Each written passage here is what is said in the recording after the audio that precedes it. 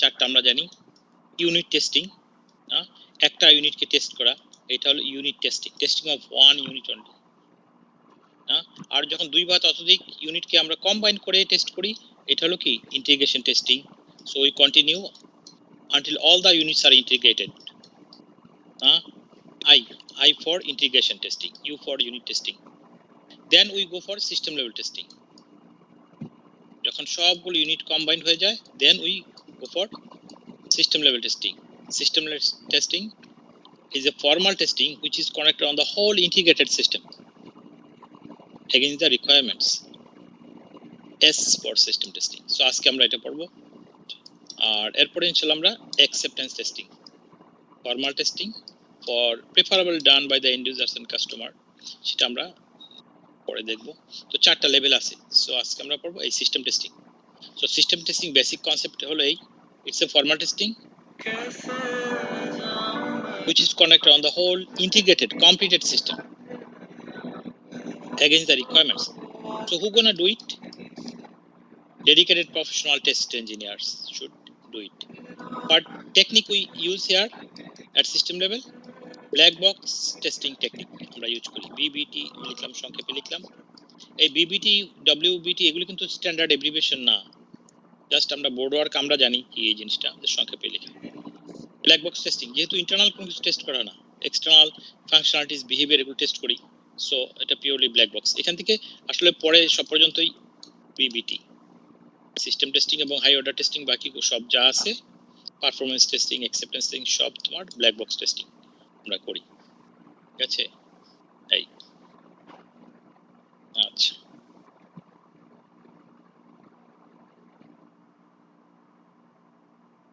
ওকে, তাহলে আজকে আমরা সিস্টেম টেস্টিং ডিসকাস করি।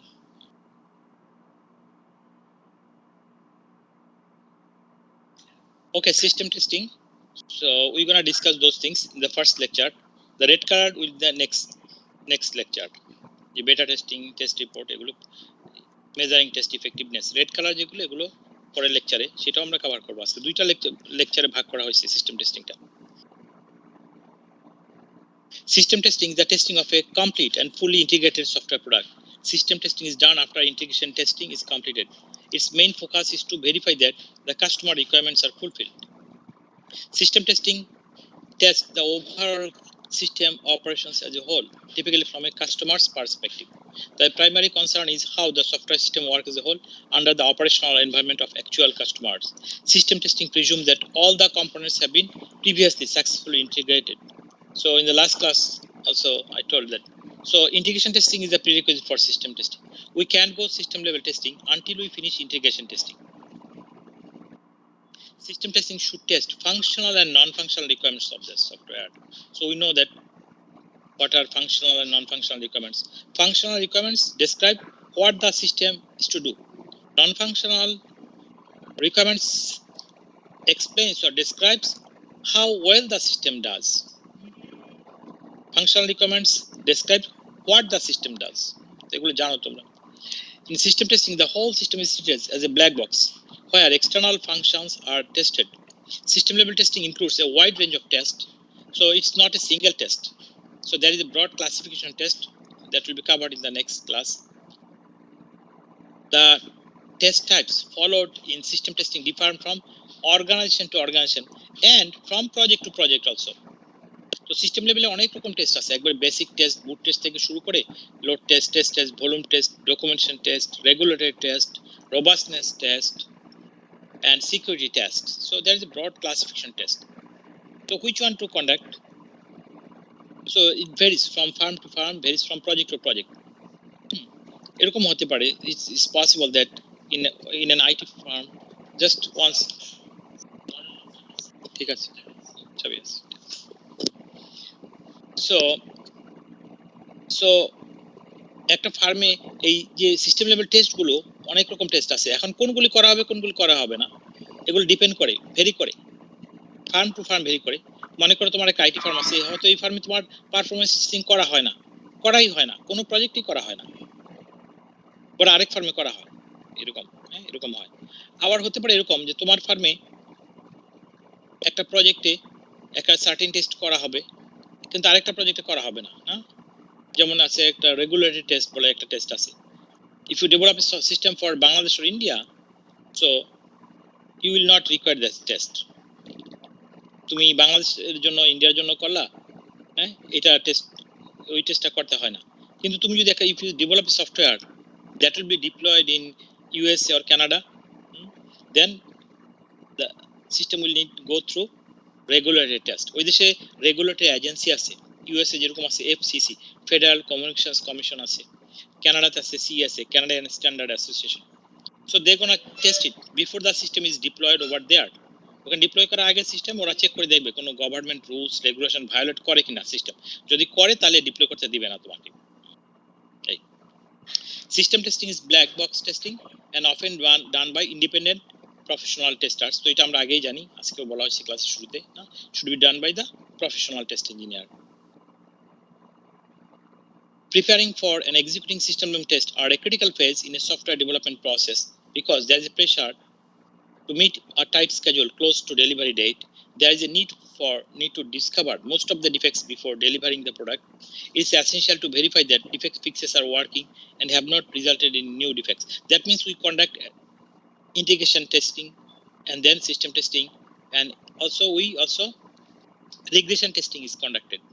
Now defects fix করার পরে আবার নতুন করে ডিফেক্টস ক্রিয়েট করলো কিনা, না, ওই যে রিগ্রেশন টেস্টিং করতে হয়। হ্যাঁ, 5টা ডিফেক্টস আছে, এখন ফিক্স করলাম।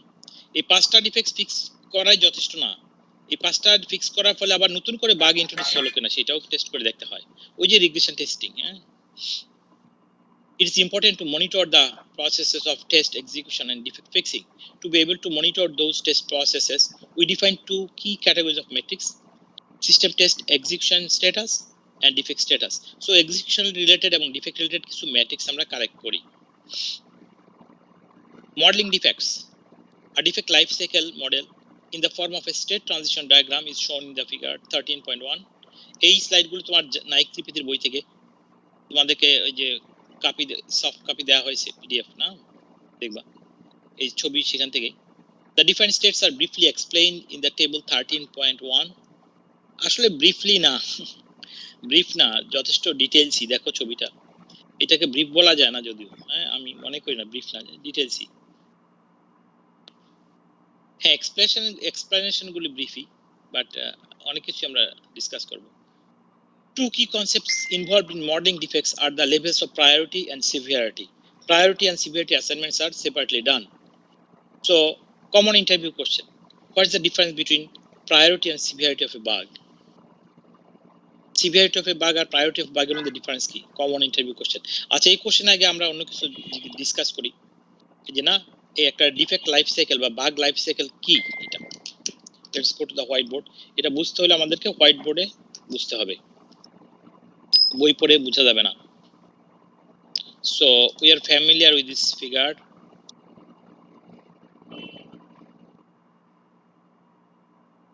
সরি, এরকম একটা ছবি কি তোমরা চেনো সাইফি?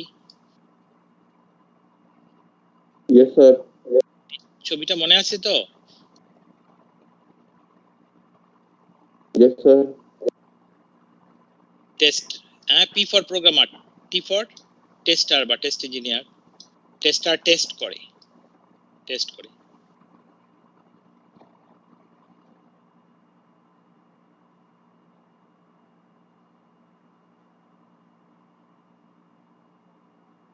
দেন ডেভেলপার কি করে, প্রোগ্রামার কি করে, ডিবাগ করে। ডেভেলপার কি করে, ডিবাগ করে, এবং যদি মনে করে তারপরে সেটা ফিক্স করে। যদি মনে করে সেটা আসলে এটা ডিফেক্ট বাগ, তাহলে এটা ফিক্স করে and then send back to the tester. তারপরে আবার টেস্টার কাছে পাঠায় এটা। টেস্টার কি করবে, ভেরিফাই করে দেখবে না ঠিকভাবে ফিক্স করলো কিনা প্রোগ্রামার, আর রিটেস্ট করে দেখবে, রিটেস্ট।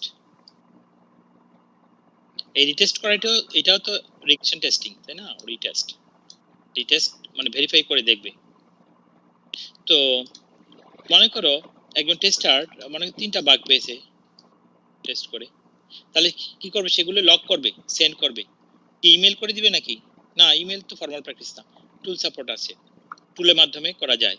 মনে করো একজন সাইফি একজন টেস্টার ওর যে কোড লেখে ও টেস্ট করে কার কোড, মনে করো এই মাহবুবের কোড টেস্ট করে। তো মাহবুব হচ্ছে প্রোগ্রামার, তাহলে মাহবুবের কাছে সেটআপ টুলে দিয়ে রাখা যায়, বুঝতে পারছো? সাইফি টেস্টার ও যখন বাগগুলি, এই যে বাগগুলি যখন লক করবে, 3টা বাগ আছে মনে করো পেয়ে শেষে, ও ইমেইল করবে না, না টুলে সেটআপ দিয়ে রাখা যায় যে ওর প্রোগ্রামারকে না ওই মাহবুব লক করলে অটোমেটিক্যালি সে পেয়ে যাবে। আচ্ছা আচ্ছা, তার আগে এখন কথা হচ্ছে এই যে 3টা বাগ যে পেলো, টেস্টার পেলো, এই প্রতিটা বাগের জন্যই, for each and every bug, তোমার যখন পাঠাবে এই 2টা স্ট্যাটাস দিয়ে পাঠাবে। একটা হলো কি প্রায়োরিটি, কেয়ারফুলি শুনবা স্টুডেন্টস প্লিজ, এআইবি এবং ফিউচার তোমার কাজে লাগবে এই জিনিসগুলো। প্রতিটা বাগের জন্যই এই প্রায়োরিটি লেভেল এবং সিভিয়ারিটি লেভেল দিয়ে দিয়ে পাঠাবে, প্রতিটা বাগের জন্যই। কিন্তু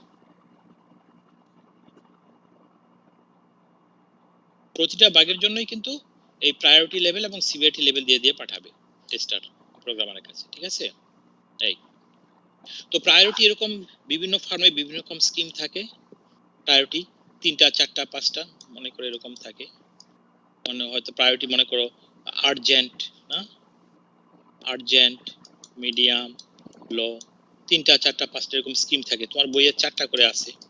আবার সিভিয়ারিটি এরকম থাকে হয়তো, না ভেরি ক্রিটিক্যাল, ক্রিটিক্যাল, মডারেট, লো, এরকম স্কিম থাকে। তো তার বুঝতে পারছো স্টুডেন্ট, এই প্রতিটা এক টেস্টার বাগগুলি প্রতিটা বাগের জন্যই এই প্রায়োরিটি লেভেল এবং সিভিয়ারিটি লেভেল দিয়ে দিয়ে পাঠাতে হবে, ঠিক আছে? পাঠালো কার কাছে? প্রোগ্রামার কাছে পাঠালো। তাহলে প্রোগ্রামার কি করবে? ফিক্স করা আরম্ভ করবে না, আগে ডিবাগ করবে, স্ক্রিপ্ট রান করে দেখবে। সে ডিবাগ করে দেখবে যে এগুলো আসলে ডিফেক্টস কিনা। যদি মনে করে তাহলে সেগুলো ফিক্স করবে, ফিক্স করে আবার টেস্টারের কাছে ওই যে পাঠাবে। টেস্টার আবার কি করবে? এগুলো রিটেস্ট করে দেখবে, যে রিটেস্ট করে দেখবে বাগগুলো ঠিকভাবে ফিক্স করলো কিনা, ঠিক আছে? যদি দেখা যায় যে বাগগুলো ফিক্স হয়ে গেছে, যেগুলো পাঠিয়েছিল 3টা, সেগুলো ক্লোজ করে ফেলবে, ক্লোজ করে ফেলবে, ক্লোজ, যদি দেখে ঠিকভাবে করেছে। আর যদি না করে ঠিকভাবে, তাহলে আবার সেগুলি পাঠাবে। অথবা এরকম হতে পারে যে 3টা বাগ ফিক্স হয়ে গেছে বাট নতুন করে আরেকটা বাগ জেনারেট হয়ে গেছে, তাহলে সেটা আবার পড়ে। তো এটাকে আমরা ওই যে জেফতিয়ানের বই থেকে বলে ফিক্স ভেরিফিকেশন সাইকেল, হ্যাঁ fix verification cycle. Fix verification ওই যে প্রোগ্রামার ফিক্স করতেছে বাগগুলো, আর এটা ওই যে টেস্ট রিটেস্ট করা, মানে কি এটা ভেরিফাই করা, টেস্টার ভেরিফাই করে দেখতেছে ঠিকভাবে করলো কিনা বাগগুলো। ফিক্স ভেরিফিকেশন সাইকেল আছে না, আমরা দেখছিলাম ওই যে জেফতিয়ানের বইতে, ফিক্স ভেরিফিকেশন সাইকেল। এই তাহলে এই ছবিটা তুমি মাথায় রাখবা তুমি, ঠিক আছে? এখন কথা হলো এই যে priority of a bug and severity of bug, এটা ডিফারেন্সটা কি? খুব কমন একটা interview question. Priority of a bug কি? Priority is a measure of time, urgency, how soon a bug needs to be fixed by the programmer. Severity is a measure of how bad impact of the bug on the operation of the system. Okay, and there are scheme in every firm, there is scheme for priority and severity, 3 4 5 এরকম 3টা 4টা 5টা scheme থাকে প্রায়োরিটির জন্য, সিভিয়ারিটির জন্য। হ্যাঁ বুঝতে পারছো? Priority is a measure of time, urgency, how soon a bug needs to be fixed by the programmer, কোনটা আগে করতে হবে। আর severity is a measure of how bad impact of the bug on the operation of the application. আচ্ছা, এখন tester তো পাঠালো একটা বাগকে, মনে করো প্রায়োরিটি এবং সিভিয়ারিটি লেভেল দিয়ে 3টা বাগ পেয়েছে, দেখো ছবিতে পাঠালো। এখন প্রোগ্রামার কোনটা করবে? আগে করবে কোনটা? প্রায়োরিটি অর্ডার দেখে করবে। প্রোগ্রামার বাগগুলো ফিক্স করবে based on the priority list. যেটা আর্জেন্ট, মনে করো 3টা বাগ পাঠিয়েছে, যেটা আর্জেন্ট সেটা আগে ফিক্স করবে, যেটা মিডিয়াম প্রায়োরিটি সেটা পরে করবে, তারপর যেটা লো তারপরে করবে। বুঝতে পারছো? মানে প্রোগ্রামার ফিক্স করবে কিন্তু প্রায়োরিটি অনুযায়ী, প্রায়োরিটি লেভেলগুলো দেখে দেখে করবে। আর টেস্টার কিন্তু প্রতিটা বাগের জন্যই প্রায়োরিটি এবং সিভিয়ারিটি লেভেল দিয়ে দিয়ে পাঠাচ্ছে। তো এটা কিন্তু আরেকটা কোশ্চেন, যে একটা বাগের প্রায়োরিটি বা সিভিয়ারিটি সেম কিনা। মনে করো একটা বাগের সিভিয়ারিটি হাই, প্রায়োরিটি হাই হবে কিনা? হ্যাঁ সাধারণত হয়, কিন্তু নট অলওয়েজ। তো ক্লাস শেষে যে সময় থাকে সেটা আমরা বলবো। আরেকটা কাজ করা যায়, এটা হোমওয়ার্ক দিই, তোমরা গুগল করে এটা বের করবা। একটা বাগের সিভিয়ারিটি হাই হলে প্রায়োরিটি হাই হবে কিনা। আমি খুব সিম্পল ভাবে বলি, তোমার মনে করো আচ্ছা এটা মুছে ফেলি। এইটা হলো নেক্সট কোশ্চেন। ফার্স্ট কোশ্চেন হলো what is the difference between priority of a bug and severity of bug. তাহলে তুমি বললা priority is a measure of time, urgency, how soon a bug needs to be fixed by the programmer. Severity is a measure of how bad impact of the bug on the operation of the application. Difference বলা যদি পারো তাহলে next question করবে যে একটা বাগের severity high হলে priority high হবে কি না। Next question, if a bug gets high severity, should it get high priority also? Well, not always. It should be always. খুব সিম্পল ভাবে এখনই ডিসকাস করে ফেলি, পরে মনে সময় পাবো না, আজকে ম্যাটেরিয়াল এমনি বেশি। তোমার কি যেন বলছিলাম, আচ্ছা এই মনে করো সিভিয়ারিটি আর প্রায়োরিটি আসলে এরকম হতে পারে। মনে করো একটা লগ ইন উইন্ডো টেস্ট করছো, ঠিক আছে, লগ ইন উইন্ডো টেস্ট করছো। তো এখন মনে করো কি হয়তো 6 to 10 ক্যারেক্টারস, এটা ভ্যালিড একটা রেঞ্জ হয়তো দেওয়া আছে 6 to 10 ক্যারেক্টারস। তোমার এখন যদি এরকম হয় যে এই নরমাল একটা ভ্যালিড ইনপুট দিলে 6 7 8 ক্যারেক্টার, নরমাল একটা ভ্যালিড যদি ইনপুট দেওয়া হয় সিস্টেম ফেল করে। তো এই ক্ষেত্রে এইটা সিস্টেম ফেল করে, এটার সিভিয়ারিটি, এস মানে সিভিয়ারিটি, পি মানে প্রায়োরিটি, সিভিয়ারিটি হাই, প্রায়োরিটিও হাই, ঠিক আছে। আবার এরকম যদি হয় যে মোর দেন 20 ক্যারেক্টারস, 20 বা তার বেশি ক্যারেক্টার দিয়ে লগ ইন করলে সিস্টেম ফেল করে, কিন্তু নর্মাল দিয়ে করলে ফেল করে না।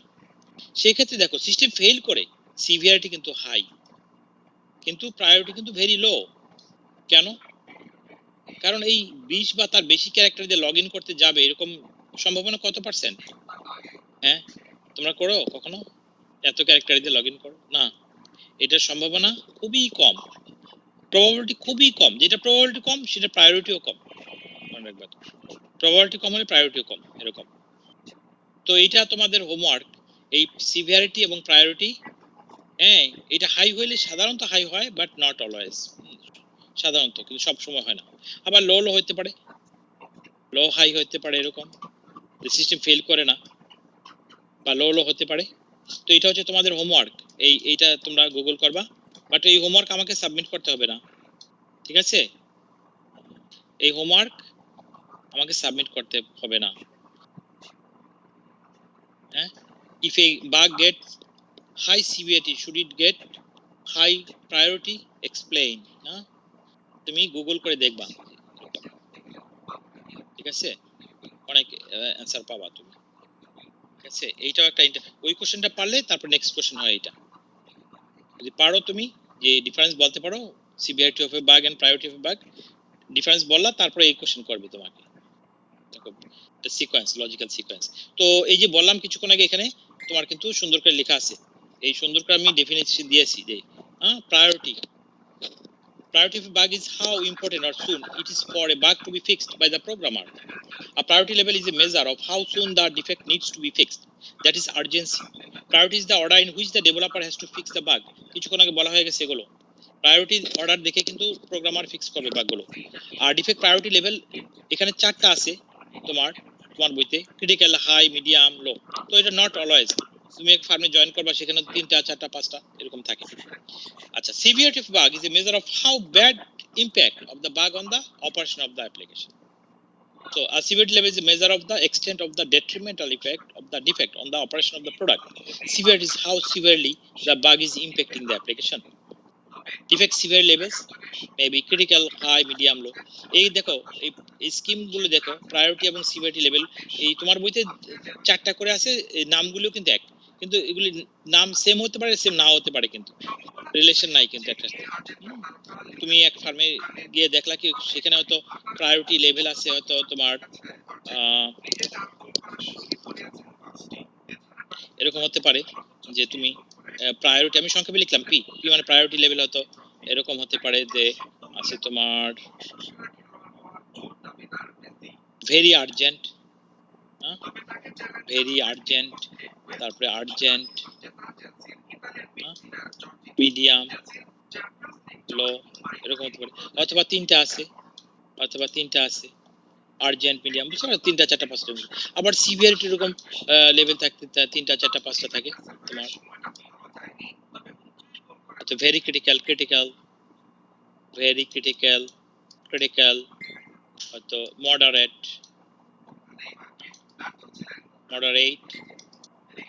তারপরে লো। এই ভেরি ক্রিটিক্যাল, আবার অনেকে আবার এই ফার্মে দেখবা ভেরি ক্রিটিক্যালের পরিবর্তে তোমার আরেকটা টার্ম ইউজ করে, শো স্টপার। জানো কি show stopper friend?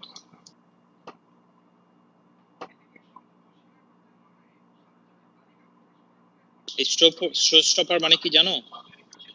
Very critical bug for which you can proceed further, আর further test you are stuck, আর ফার্দার প্রসিডই করা যায় না, এরকম ভেরি ক্রিটিক্যাল বাগ, তাকে আমরা ইন্ডাস্ট্রিতে বলি কি শো স্টপার। হ্যাঁ মাহবুব, দেখতে পাচ্ছ?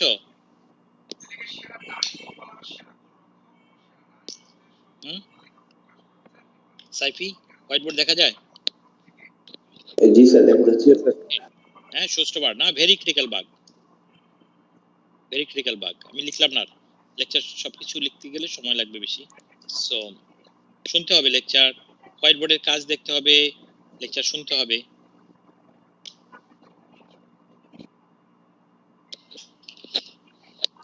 আচ্ছা, এইটা হলো একটা বাগ লাইফ সাইকেল। ওকে, এইটা আমি লিখে দিছি, বইয়ে লেখা নাই বাগ লাইফ সাইকেল, আমি এটা লিখে দিছি। তোমার এইটা বোঝার আগে আমাদের আবার সেই ওই ছবিটা আমরা যাই, এই যেটা, এটা P for programmer, T for tester,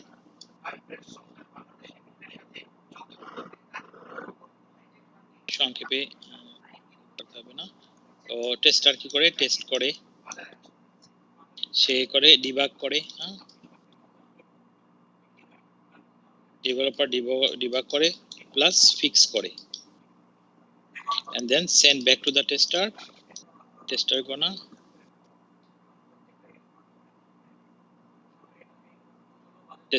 retest it। তো এই ছবিটা তো আমরা চিনি, কিছুক্ষণ আগেও বলা হয়েছিল। আচ্ছা, এখন যদি এরকম হয় টেস্টার একটা বাগ পেলো, ঠিক আছে, এই বাগটা লগ করো, সেন্ড করো প্রোগ্রামারের কাছে, প্রোগ্রামার ডিবাগ করলো, ফিক্স করে আবার পাঠালো কার কাছে? ওই যে টেস্টারের কাছে। টেস্টার এখন রিটেস্ট করলো, রিটেস্ট করে দেখলো যে ফিক্স হয়ে গেছে, তাহলে এটা কি করবে? ক্লোজ করে ফেলবে। তো এটা হচ্ছে একটা বাগ লাইফ সাইকেল। সো এটাও একটা কমন ইন্টারভিউ কোশ্চেন বাহিরের জন্য। এখন বাংলাদেশে অনেক কোশ্চেন জিজ্ঞেস করে, এখন মানুষ বাংলাদেশেও বিভিন্ন ভার্সিটিতে টেস্টিং কোর্স হচ্ছে, এরকম এখন ওরা জিজ্ঞেস করে what is bug life cycle. তাহলে এট এ মিনিমাম তোমাকে এটা বলতে হবে। দেখো, তাহলে bug is first identified by the test engineer, then the tester sends the bug to the programmer debugs and fixes the bug and send back to the tester, if the then tester retest it, if the tester is satisfied, and if the satisfied, that means if the bug is fixed, then closes the bug. So that is the simplest law. At a minimum এটা তোমাকে বলতেই হবে যে একটা bug first tester identify করে, তারপরে programmer কাছে পাঠায়, প্রোগ্রামার ডিবাগ করে ফিক্স করে, তারপরে আবার পাঠায় টেস্টার কাছে, রিটেস্ট করে যদি দেখে যে ফিক্স হয়ে গেছে তাহলে এটা ক্লোজ করে ফেলে। তো একটা জিনিস খেয়াল করে দেখো, একটা বাগের তাহলে কি জন্ম হয় কার হাতে? টেস্টার হাতে। মৃত্যু কোথায়? ক্লোজ মানে কি মৃত্যু হয়, ক্লোজও করে। So a bug is first identified by the tester and eventually closed by the tester also. তাহলে কি একটা বাগের জন্ম মৃত্যু টেস্টারের হাতে না, ইন বিটুইন প্রোগ্রামার ওই যে ডিবাগ করে, ফিক্স করে, এই কাজগুলো করে। আচ্ছা, এটা তো হলো সিম্পলেস্ট। প্রথম তাহলে প্রোগ্রামারের কাজ কি? প্রোগ্রামার যে কোড লিখবে, ডিবাগ করবে, ফিক্স করবে বাগ, এইসব কাজ, ঠিক আছে? কোড লেখা, ফিক্স করা, এগুলো প্রোগ্রামারের কাজ। টেস্টারের কাজ হলো যে টেস্ট করা এবং বাগগুলি ফিক্স করে দিলে পরবর্তীতে ওই যে রিটেস্ট করে দেখা, এগুলো টেস্টারের কাজ। এই এটা কিন্তু এক জায়গায় ছিল আমাদের ওই যে টেস্টিং এ যখন ওভারভিউ, সেখানে হ্যাঁ roles and responsibility of programmer tester, ওখানে কিন্তু স্লাইডে এগুলো ডিসকাস করা হয়েছিল। Yes sir. কথা হলো এটা তো সিম্পলেস্ট সিনারিও, এর বাইরে কি আর সম্ভাবনা নাই? এর বাইরে কিন্তু অনেকগুলো পসিবিলিটি আছে। এরকম, আচ্ছা তুমি টেস্টার, তুমি একটা বাগ পাঠিয়েছো প্রোগ্রামার কাছে, সে দেখলো কি যে না এটা রিকোয়ারমেন্টের জন্য কাজ করতেছে, সে বলে কি function is design FAD, say status F দিয়ে তোমার কাছে পাঠিয়ে দিবে, বাগের স্ট্যাটাস এফ দিয়ে তোমাকে পাঠিয়ে দিবে। আচ্ছা বাই দ্য ওয়ে, তুমি যখন একটা টেস্টটা যখন ফার্স্ট আইডেন্টিফাই করো, এটা স্ট্যাটাস দেয়, বাগের স্ট্যাটাস থাকে নিউ, স্টেট হলো নিউ, ঠিক আছে। তারপরে অ্যাসাইন করে, ফার্স্ট টেস্টার বাগ পেলো, স্ট্যাটাস দিল নিউ, তারপরে এটা অ্যাসাইন করলো, এ ফর অ্যাসাইন করলো কার কাছে, প্রোগ্রামারের কাছে। প্রোগ্রামার কি করলো, এটা ডিবাগ করে রিজলভ করলো, রিজলভ, সরি এই পাশে লিখি আমি, আর ফর রিজলভ, ফিক্স করলো বাগটা, ঠিক আছে। তারপর এটা পাঠালো ওই যে টেস্টার কাছে, টেস্টার এটা কি করলো, রিটেস্ট করে দেখলো, যদি দেখে ঠিক হলো এটা কি করলো, ক্লোজ করে ফেললো, না সি ক্লোজ করে ফেললো। তো বিভিন্ন স্টেটের নামগুলো এরকম আর কি, আমরা দেখবো একটু পরে ওই ছবিতে। আচ্ছা এটা তো সিম্পলেস্ট সিনারিও, কিন্তু এর ব্যতিক্রম হতে পারে, কিরকম, যে টেস্টার পাঠিয়েছে কিন্তু প্রোগ্রামার রিটেস্ট করে দেখলো যে না ঠিকই আছে, কোনো প্রবলেম নাই, আর এটা ট্রু বাগ না, তাহলে এই স্ট্যাটাস এফ দিয়ে ব্যাক করে দিবে টেস্টারের কাছে। এটা কখন হয়, যখন টেস্টার রিকোয়ারমেন্ট বুঝতে পারে না ভালোভাবে। Function is designed, it's not a true defect. Okay, what else, আর কি হতে পারে, ওয়েট স্ট্যাটাস দিয়ে রাখবে, ওয়েট স্ট্যাটাস দিয়ে রেখে দিবে, wait, W for wait. So the developer needs additional information from the tester. Okay,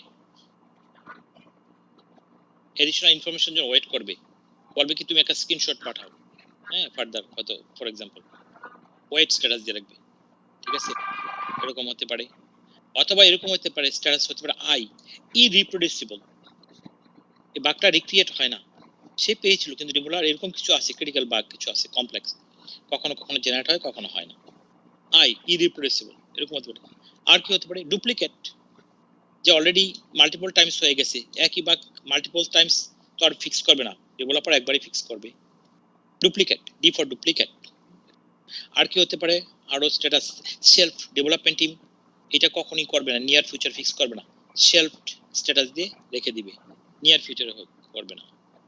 অথবা আরেকটা আছে হোল্ড বা ডিফার, এখানে তোমার বইতে হোল্ড আছে, হোল্ড বা ডিফার, ডিফার করে রাখবে, কেন, ডিফার স্ট্যাটাস দিয়ে রেখে দিবে ডেভেলপার, কেন, কারণ এই বাগটা ফিক্স করা যাবে না যদি ওই আরেকটা বাগ ফিক্স না করলে, বুঝতে হোল্ড বা ডিফার্ড স্ট্যাটাসে রেখে দিবে, কেন হোল্ড করে রাখবে, কারণ ওই আরেকটা বাগ ফিক্স না করলে এটা করা যাবে না ফিক্স, এরকম। আরেকটা হতে পারে কি পি, পোস্টপন করে দিতে পারে ডেভেলপার, এটাও একটা স্টেট হতে পারে, পি পোস্টপন, এটা নেক্সট রিলিজে করলেই চলবে, এখনই ফিক্স করার দরকার নাই, the defect will be resolve in the next release. তাহলে অনেকগুলো তাহলে সম্ভাবনা আছে, বাট তোমাকে যদি ইন্টারভিউতে জিজ্ঞেস করে explain bug life cycle, so at a minimum তোমাকে ওই যে এটা বলতে হবে, at first a bug is identified by the tester sent or assigns the bug to the developer debugs and fixes the bug and sends back to the tester gonna retest it, if the tester is satisfied then closes the bug. That is the simplest scenario, and then you explain the other variations. এখন বাকি variation পরে বলবা, এটা আগেই বলবা। Let's go back to our lecture and the figure from our book. এই ছবিটা দেখতে পাচ্ছ sci-fi? Yes sir, I can see that. Okay students, খেয়াল করে দেখো,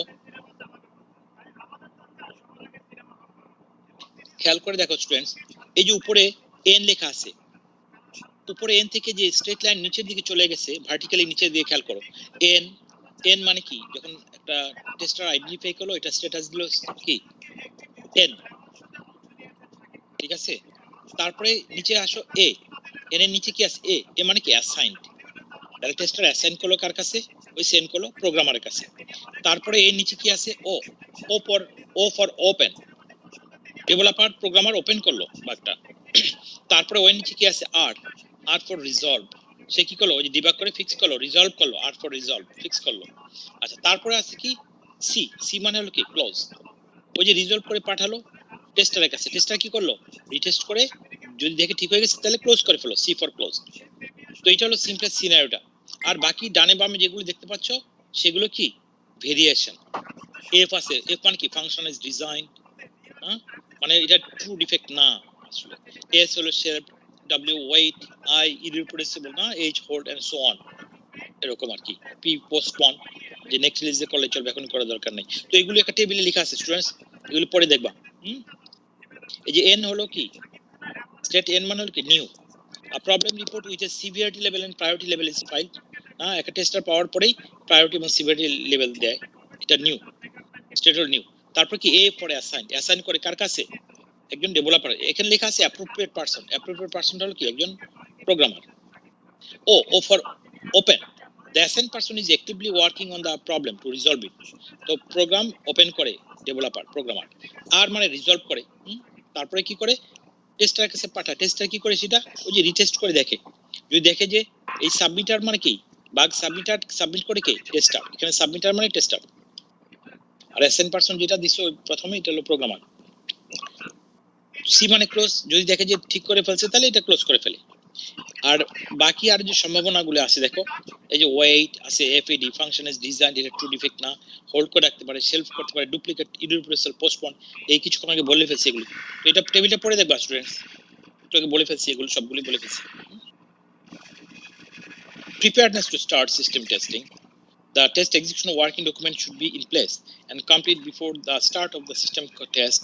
The working document is created, controlled and tracked by the test lead. A sample is there.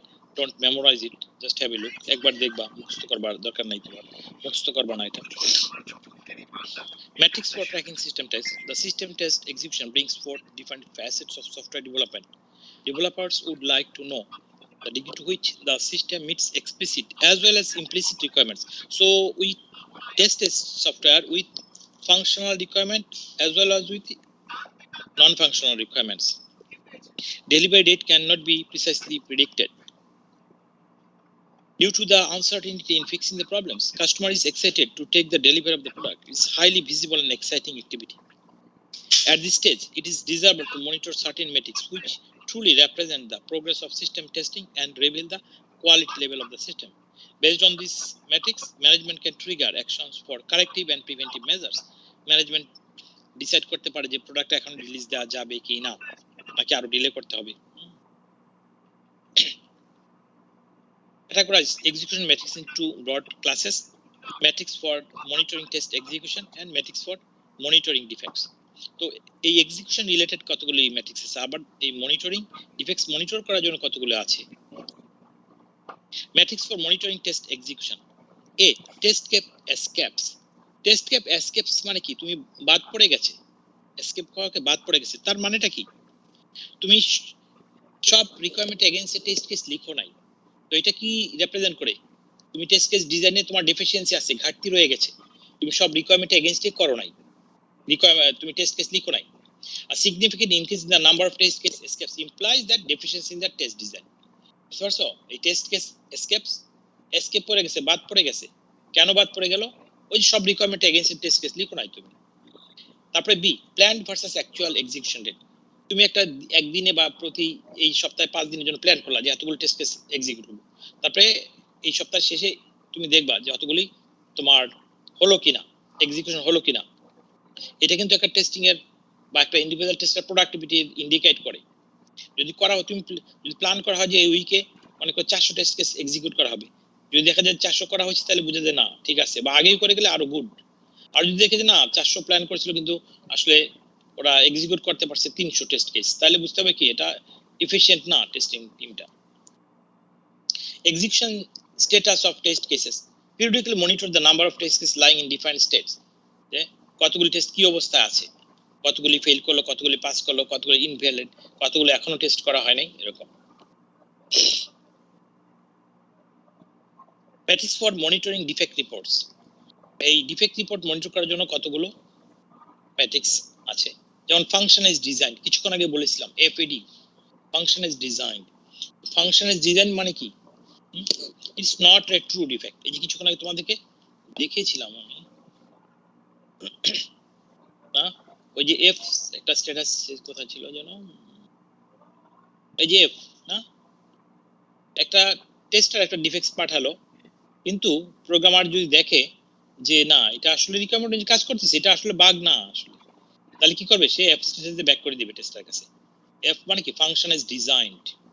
function as designed. It's not a true defect. এটা আসলে bug না। তো এই fade কাউন্টটা বেশি হওয়া মানে কি, বুঝতে হবে যে টেস্টারের আন্ডারস্ট্যান্ডিং নাই, রিকোয়ারমেন্ট ভালোভাবে বুঝতে পারে নাই। তাহলে এই ফেড কাউন্টটা যদি বেশি হয়,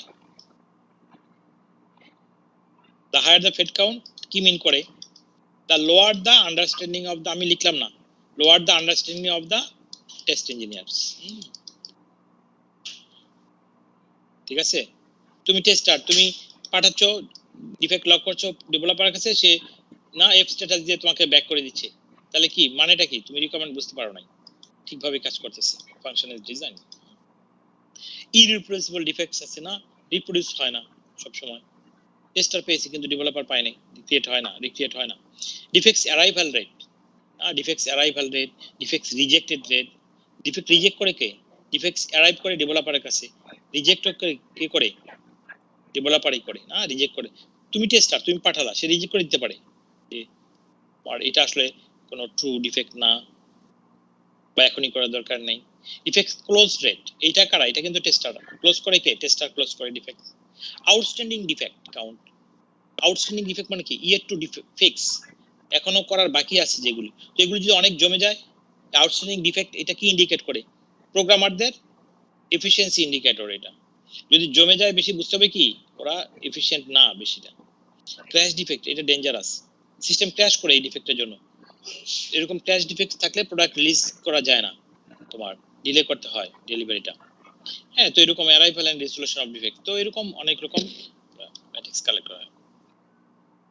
ডিফেক্ট অ্যানালাইসিস টেকনিক, তো ডিফেক্ট অ্যানালাইসিস করার জন্য তিনটা টেকনিক আছে, একটা হলো defect causal analysis, orthogonal defect classification, তারপরে প্যারেটো প্রিন্সিপাল। তো দুইয়ের সাথে তিন রিলেটেড। ডিফেক্ট কজাল অ্যানালাইসিসটা হলো কি, তোমার একটা ইন্ডিভিজুয়াল, এগুলো পরে দেখবা, একটা ইন্ডিভিজুয়াল ডিফেক্টসকে তোমার রুট কজ অ্যানালাইসিস করা হয় যে কেন ঘটলো, এবং এটা যাতে আর কোথাও ঘটতে পারে এই প্রজেক্টে সেটাও দেখতে হবে, সে রিমুভ করে ফেলতে হবে। আর এটাও মাথায় রাখতে হবে ফিউচারে যাতে এই ভুল আর না হয়। আচ্ছা, নেক্সট হলো অর্থোগোনাল ডিফেক্ট ক্লাসিফিকেশন। এই ওডিসি অর্থোগোনাল ডিফেক্ট ক্লাসিফিকেশনে ইন্ডিভিজুয়াল ডিফেক্টগুলো অ্যানালাইসিস করা হয় না, রুট কজ অ্যানালাইসিস করা হয় না, কালেকশন অনেকগুলো ডিফেক্টসকে একসাথে অ্যানালাইজ করে দেখা হয়, ওদের ট্রেন্ডটা কিরকম, প্যাটার্নটা কিরকম সেটা দেখা হয়। সো পরে দেখবা এগুলো। ODC along with the application of Pareto analysis can give a good indication of which parts of the system are error prone and may require more testing. তো কোন অ্যাপ্লিকেশন কোন এরিয়াতে ডিফেক্টস বেশি পাওয়া যেতে পারে, কোন জায়গায় বেশি টেস্টিং করতে হবে, এগুলো আমরা একটা আইডিয়া পাই, ধারণা পাই ডিফেক্টসগুলো ট্রেন্ড দেখে। প্যারেটো প্রিন্সিপাল কি বলে, concentrate on the vital few and not the trivial many. বুঝতে পারছো কথাটা, অর্থাৎ এই ভাইটাল ফিউ মানে যেসব ডিফেক্টসগুলো severe, vital critical bug, severe bug, সেগুলো নিয়ে তোমায় কাজ করতে হবে। তুমি অনেক ট্রিভিয়াল কসমিক টাইপের, বুঝতে পারছো, অনেক বাগ তুমি ইগনোর করতে পারো, যে খুবই মাইনর, এগুলো তুমি ইগনোর করতে পারো, কিন্তু যেগুলো ভাইটাল, যেগুলো সিভিয়ার বাগ, সেগুলো অবশ্যই আমাকে ফিক্স করতে পারে। আর এটা একটা alternate expression of the principle is to state that 80% of the problems can be fixed with 20% of the effort। এই জন্য এটাকে আমরা বলি also known as 80-20 rule। This principle guides us in efficiently utilizing the effort and resources। তো 80-20 rule বলে কেন, we can fix 80% of the problems with 20% effort। 20% effort দিয়ে 80% bugs identify fix করে ফেলা যায়। কিভাবে, এটার জন্য প্ল্যান করতে হয়, অ্যানালাইজ করে দেখতে হয় যে সাধারণত মানুষ কোন জায়গায় ভুল করে, এই ভুলগুলো আমরা করব না, বা আমাদের টিম প্রিভিয়াস প্রজেক্ট কোথায় ভুল করছে সেই ভুলগুলো করব না, বা ইন্ডিভিজুয়াল একজন টেস্টার চিন্তা করতে পারে যে আগে কোথায় আমি ভুল করছি, এই ভুল আমি করব না। এই তো 80-20 রুলও বলে, এটা 20% এফোর্ট দিয়ে 80% প্রবলেম ফিক্স করে ফেলা যায়। কিন্তু এটা ওই কন্টিনিউশন আছে আমাদের সিস্টেম টেস্টিং এর, এটা সেকেন্ড পার্ট একসাথে আসলে। তো এগুলো আমরা করে আসছি, রেড মার্ক কালার যেগুলো ব্ল্যাক, সেগুলো আমরা ডিসকাস করব। বেটা testing, beta testing is conducted by potential buyers prior to the official release of the product. The purpose of beta testing is not to find defects, but to obtain feedback from the field about the usability of the product. A decision about when to release the system to the beta customer is by the software project team members. The beta release criteria are established by the project team. তো project team decide করে কখন এটা বেটা release দিবে। তো বেটা রিলিজের main objective কিন্তু bug identify করা না, এটা ফিডব্যাক নেওয়া, ক্লায়েন্ট থেকে ফিডব্যাক নেওয়া, ইউজার থেকে। ফ্রেমওয়ার্ক ফর রিটার্ন, এই নেক্সটে দেওয়া আছে একটা বেটা টেস্টিং 3 রকম হতে পারে, আর কিছু এই যে এন্ট্রি এক্সিট ক্রাইটেরিয়া আছে এগুলো দিয়ে করে দেখবা। আচ্ছা, বেটা টেস্টিং 3 রকম হতে পারে। একটা হলো মার্কেটিং বেটা। মার্কেটিং বেটাটা কিরকম, যে যারা পটেনশিয়াল বায়ার ওদেরকে আর্লি অ্যাওয়ারনেস ক্রিয়েট করার জন্য একটা এটা যে বেটা টেস্টিং করা হয়, এটা মাইক্রোসফট করতে পারে এরকম। টেকনিক্যাল বেটাটা কিরকম, টেকনিক্যাল বেটা এটা হলো কি, তোমার একটা আইটি ফার্ম আছে, তুমি একটা প্রোডাক্ট ডেভেলপ করলা, ঠিক আছে, তো তোমার পরিচিত আরেকটা আইটি ফার্ম আছে, ওদেরকে চেনা জানা আছে, ফ্রেন্ডস রিলেটিভস, ওদেরকে টেস্ট করতে দিলা, বলে দেখো তো জিনিসটা কিরকম, প্রোডাক্টটা কিরকম, হ্যাঁ এরকম, পেমেন্ট ছাড়া আর কি, ফ্রেন্ডলি যারা এরকম। ঠিক। আর অ্যাকসেপ্টেন্স বেটা এইটা হলো কি কাস্টমার দিয়ে করানো হয়। এরপরে দেখবা জাস্ট বেটা রিলিজ কতগুলো ক্রাইটেরিয়া আছে, যে এখানে কত পার্সেন্ট টেস্ট কেস পাস করতে হবে না, এরকম সিভিআর থাকা চলবে না, মডার থাকা চলবে না, এন্ড সো অন, কতগুলো আছে। First customer shipment, a set of generic first customer shipment readiness criteria is as follows: all the test cases, যে সবগুলো টেস্ট কেস যেগুলো তোমার আছে সুটের মধ্যে সবগুলো এক্সিকিউট করা থাকতে হবে, সবগুলো। তারপরে সবগুলো একটা তোমার রেজাল্টগুলো তোমার একটা তোমার স্ট্যাটাস থাকতে হবে, হোক সেটা পাস বা ফেল বা ব্লক ইনভ্যালিড যাই হোক না কেন। The requirements are updated by moving each requirement from the verification state to either the closed or declined state. The passing rate is very high, say 97%, 99%. No crash in the few past 2 weeks of testing has been observed. 2 সপ্তাহ বা 4 সপ্তাহ ধরে কোনো সিস্টেমটা stable আছে, crash করে নাই, crash করলে তো আর ডেলিভারি দেওয়া যায় না। তারপরে ক্রিটিক্যাল বা হাই লেভেল কোনো এরকম সিভিয়ার কোনো ডিফেক্টস নাই, আর মডারেট বা লো লেভেল ডিফেক্টস থাকলে কিরকম অ্যালাউ করবে, এটা একটা তোমার একটা ডিসিশনের ব্যাপার, এই টেস্ট লিড টিম নিয়ে ডিসাইড করবে যে আমরা রাখবো কি না, ডিপেন্ড করে। এখন হাইলি রিলায়েবল সিস্টেমের জন্য মিডিয়াম লেভেলের ডিফেক্ট সিভিয়ার রাখবে না। All the resolved defects must be in the closed state. তারপরে user guide, user manual, trouble shooting guide, test report, এগুলো তোমাকে কমপ্লিট করতে হবে, অ্যাপ্রুভ করতে হবে। During the test execution cycle, test reports are generated and distributed. A final summary report is created after completion of all the test cycles. The structure of a typical final report is outlined in the next slide. পরে একটা দেখবো, মুখস্থ করার দরকার নেই এগুলো তোমার। Test summary report must be generated before the product's general availability is declared. তো এই কিরকম হয় টেস্ট সামারি রিপোর্ট, দেখো একটা এরকম স্যাম্পল একটা, তো মুখস্থ করার দরকার নেই, বিভিন্ন ফার্ম বিভিন্ন রকম ভাবে করে এটা, সো এটাই মুখস্থ করার দরকার নেই তোমার, just have a look. Product sustaining. Once the product is shipped to one of the paying customers, the software project is moved to sustaining phase. The goal of this phase is to maintain the software quality throughout the product's market life. Software maintenance activities occur because software testing cannot uncover all the defects in a large software system. যত test করি কিছু না কিছু defects রয়ে যায়, কিছু না কিছু ডিফেক্টস রয়ে যাবে, এই জন্য তো মেনটেন্যান্স অ্যাক্টিভিটি করতে হয়, না তো মেনটেন্যান্স অ্যাক্টিভিটি করতে হতো না। মেনটেন্যান্স ফেজে অ্যাক্টিভিটি কেন করতে হয় আমাদেরকে, ডিফেক্টস ইভেন্চুয়ালি রয়ে যায়, ফিউচার আবার অ্যাড করতে হয়, ফিচার ডিলিট করতে হয় না, এরকম এটা অনগোয়িং প্রসেস এই মেনটেন্যান্স অ্যাক্টিভিটি। তো মেনটেন্যান্স অ্যাক্টিভিটি আছে 3 রকম, কারেক্টিভ, অ্যাডাপটিভ, পারফেক্টিভ। হ্যাঁ, বুঝছো? এই যে মেনটেন্যান্স অ্যাক্টিভিটিটা আমি দেখাই, ওই যে প্রথম দিনের কথা মনে পড়ো, ফিডব্যাক, সরি এটা হ্যাঁ, একটা হলো ডেভেলপমেন্ট ফেজ, এসডিএলসির কথা চিন্তা করো, এখন ডেভেলপমেন্ট ফেজ, আর একটা হলো কি মেইনটেনেন্স ফেজ, তো দুইটা মিলে হলো কি এসডিএলসি, মনে আছে তো, সফটওয়্যার ডেভেলপমেন্ট লাইফ সাইকেল, এগুলো সফটওয়্যার ইঞ্জিনিয়ারিং পড়ে আসার কথা। তারপরে এই সেমিস্টারও কিন্তু আমি দেখেছি, প্রথম দিন রিভিউ দিয়েছিলাম, development phase plus maintenance phase. এখন কথা হলো এই মেইনটেনেন্স ফেজে কি কি কাজ হয়, মেইনটেনেন্স ফেজে কি কাজ করতে হয়, এই ডেভেলপমেন্ট ফেজে যেসব কাজ করতে হয় এখানেও কিন্তু সেই কাজগুলো তোমাকে করতে হবে, হবে না তোমার। এই আজকে প্রোডাক্ট রিলিজ দিলা তুমি 2021 সাল, মনে করো 2027 সালে আরেকটা প্রোডাক্ট রিলিজ হবে, মনে করো ভার্সন হবে, মেজর একটা ভার্সন হবে, তখন কি ওই নতুন নতুন যে ফিচার অ্যাড করব একটা মডিউল, দুইটা মডিউল অ্যাড করব, ওদের জন্য ডিজাইন করতে হবে না, রিকোয়ারমেন্ট অ্যানালাইসিস করতে হবে, ডিজাইনিং, কোডিং, টেস্টিং সবই করতে হবে। বাট ইন জেনারেল এই যে মেইনটেনেন্স ফেজের কাজগুলিকে আমরা তিনটা ভাগে ভাগ করতে পারি, থ্রি ক্যাটাগরিজ। এই যে মেইনটেনেন্স ফেজের কাজগুলো, সেটা হলো কি, একটা হলো কারেক্টিভ মেইনটেনেন্স অ্যাক্টিভিটিস। কারেক্টিভ মানে কি, কারেক্ট করতে হয়, ফিক্স করতে হয় না, এর মধ্যে এই যে এই টাইমের মধ্যে অনেক ডিফেক্টস পাওয়া যায়, সেগুলো কারেক্ট করতে লাগে, এই জন্যই নাম কারেক্টিভ মেইনটেনেন্স অ্যাক্টিভিটিস। আরেকটা হলো কি, এই অপারেটিং লাইফ বিভিন্ন এনভায়রনমেন্ট চেঞ্জ হয়, হার্ডওয়্যার চেঞ্জ হয়, সফটওয়্যার চেঞ্জ হয়, ওএস এর নতুন ভার্সন, এইসব কাজের জন্য যেগুলো করতে হয় এটা কি অ্যাডাপটিভ মেইনটেনেন্স অ্যাক্টিভিটিস। আরেকটা কি perfective maintenance activities. Perfective maintenance অ্যাক্টিভিটিটা কি, কোনো ডিফেক্ট নাই, কিন্তু ওই যে বললাম ভার্সনিং হবে, পরবর্তীতে নতুন নতুন ফিচার অ্যাড করা, এনহান্সমেন্ট করা, আপগ্রেড করা, এই সেটা পারফেক্টিভ। তাহলে তিন রকম আমাদের কাজ আছে, কারেক্টিভ, ডিফেক্টস গুলো কারেক্ট করতে হয়, ফিক্স করতে হয়, অ্যাডাপটিভ মেইনটেনেন্স অ্যাক্টিভিটিস, সেখানে কি এই অপারেটিং এই সময়গুলোতে এই মেইনটেনেন্স ফেজে কি করতে হয়, বিভিন্ন হার্ডওয়্যার চেঞ্জ হয়, সফটওয়্যার চেঞ্জ, ওএস এগুলো চেঞ্জ হয়, সেই জন্য যে কাজ করতে হয় অ্যাডাপটিভ মেইনটেনেন্স অ্যাক্টিভিটিস। আরেকটা হলো পারফেক্টিভ মেইনটেনেন্স অ্যাক্টিভিটিস, নতুন নতুন ফিচার অ্যাড করা, আপগ্রেড করা, এনহান্সমেন্ট করা, না এরকম। তো এগুলো কিন্তু সফটওয়্যার ইঞ্জিনিয়ারিং পড়ে আসার কথা তুমি এখানে রিভিউর মতো। So three categories of activities are there. Measuring test effectiveness.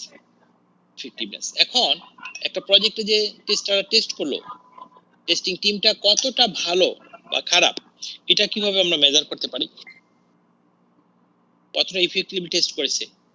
অন্য কথায় বলতে গেলে যে টিমটা, টেস্টিং টিমটা কতটা ভালো বা কতটা মন্দ, এটা বোঝার উপায় কি, ওয়েল এটার জন্য কিছু ম্যাট্রিক্স আমরা দেখব, যেমন ডিআরই, ডিফেক্ট রিমুভাল এফিসিয়েন্সি আছে, স্পয়েলেজ আছে, ফেজেস, এগুলো দেখব। It is useful to evaluate the effectiveness of the testing effort in the development of a product. After a product is deployed in the customer environment, the common measure of the test effectiveness is the number of defects found by the customer that are not found by the test engineer prior to the release of the product. এটা সাধারণত 3 থেকে 6 মাস, সাধারণত বেশিরভাগ বাগগুলো 6 মাসের মধ্যে ধরা পড়ে যায়, বেশিরভাগ বাগ ইউজুয়ালি আর কি। The objective of a test effectiveness metric is to evaluate the effectiveness of a system testing effort in the development of a product in the terms of the number of defects escaped from the system testing effort. অর্থাৎ কতটা একটা product release হলো, কতটা bug এই testing team ধরতে পারে নাই, সোজা কথা, কতগুলো এসকেপ করে গেছে, কতটা বাগ ধরতে পারছে আর কতটা ধরতে পারে নাই, তাহলে তো বোঝা যাবে টিমটা ভালো নাকি মন্দ, ঠিক আছে। তো এটার জন্য বিভিন্ন রকম ম্যাট্রিক্স আছে, 3 রকম ম্যাট্রিক্স আছে। তো দুইটা আছে, পরে দুইটা এটাতে ডেটা অনেক ম্যানিপুলেট করে বের করতে হয়, কম্পিউট করে। আর তার আগে আছে এটা খুব popular, DRE, defect removal efficiency. Removal efficiency is a common metric commonly used in the industry to measure test effectiveness in the defect removal efficiency. এটা খুব popular. DRE is the ratio of the number of defects discovered in an activity to the number of defects that should have been found. So defect removal efficiency is defined as the number of defects found in testing divided by number of defects found in testing plus number of defects not found in testing by the testing team in the development phase. So let's go to the whiteboard. তাহলে জিনিসটা এরকম, আচ্ছা এই ছবিটা আবার নতুন করে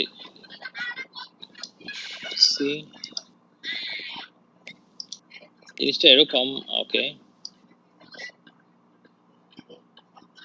জায়গা এটা মনে করো ডেভেলপমেন্টের প্রজেক্ট ডিউরেশন, ঠিক আছে, হ্যাঁ প্রজেক্ট ডিউরেশন। তো এখানে টেস্ট ইঞ্জিনিয়ার মনে করো যে প্রবলেমগুলি পেলো, নাম্বার অফ এরর্স আমরা বললাম, টেস্ট ইঞ্জিনিয়ার এই সংখ্যক পেয়েছে, মনে করো 5000 পেয়েছে কি। আচ্ছা, আর এই যে প্রোডাক্ট রিলিজ হয়ে গেল, প্রোডাক্ট যে রিলিজ হয়ে গেল, রিলিজের পরে তোমার এন্ড ইউজাররা যে ডিফেক্টস গুলো পেলো, তোমার এই সংখ্যাটা মনে করো ডি। এটা সাধারণত কতদিন মেইনটেনেন্স ফেজে বহুত বছর চলে, তো একটা সার্টেন নাম সাধারণত 6 মাসের মধ্যেই পেয়ে যায় বেশিরভাগ, ঠিক আছে। এই রিলিজের পরে কাস্টমার এন্ড ইউজার ওরা যে পেলো এটা সংখ্যাটা ডিফেক্টস এর সংখ্যা হলো ডি মনে করো, তাহলে এখান থেকে দেখো তাহলে আমরা ডি আর কিভাবে লিখতে পারি, ডি আর হ্যাঁ number of defects found in testing মানে যে ই, বুঝতে পারছো? এই ইটা বুঝতে পারছো কি নাম্বার অফ, এইটা হলো কি number of defects found in testing by the testing in the development phase, এটা এটা হচ্ছে ই। আচ্ছা, divide by number of defects found in testing plus number of defects not found in testing, তো সেটা কি জিনিস, সেটা হলো এটা ব্লু কালার দিয়ে, এই যে এটা, এটা কি number of defects not found by the testing, testing ধরতে পারে না যেটা, সেটা হলো কি ডি, তাহলে এটা হলো ডি, তাহলে তাহলে ডিফেক্ট রিমুভাল এফিশিয়েন্সি হলো কি, বুঝতে পারছো students? Number of defects found in testing by the testing team in the development phase divided by number of defects found in testing plus the number of defects not found in testing by the testing team in the development phase, তো এটাকে আমরা ধরলাম D. তাহলে এখন বলো তো এই D এর ম্যাক্সিমাম ভ্যালু কত হতে পারে, কে বলতে পারো? তোমরা কি আমার কথা শুনতেছো বা এই হোয়াইট বোর্ড দেখতেছো কিনা, এটা টেস্ট করি। जी सर। এই ডিআরই ভ্যালুটা ম্যাক্সিমাম কত হতে পারে, অপটিমাল ভ্যালু আইডিয়াল কেসে বলো তো, কে বলতে পারো?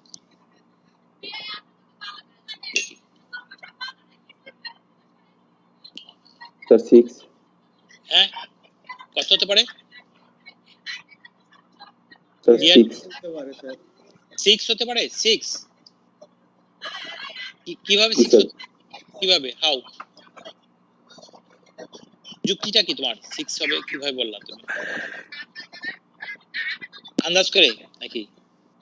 Sir basically it's less than 10। আরে তুমি কোথায় চলে গেছো, লেস দেন 10 কি, সেটা কি জিনিস বলো?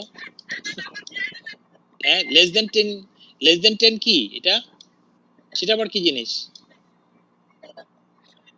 এটা তো ডিআরই না। আমরা এই কোর্সে তোমাদেরকে, হ্যাঁ আমার একটা জিনিস মনে পড়ে, সেটা হলো কি এইটা, হ্যাঁ ভিজি ইট শুড বি লেস দেন 10, সেটা কি জিনিস মনে আছে?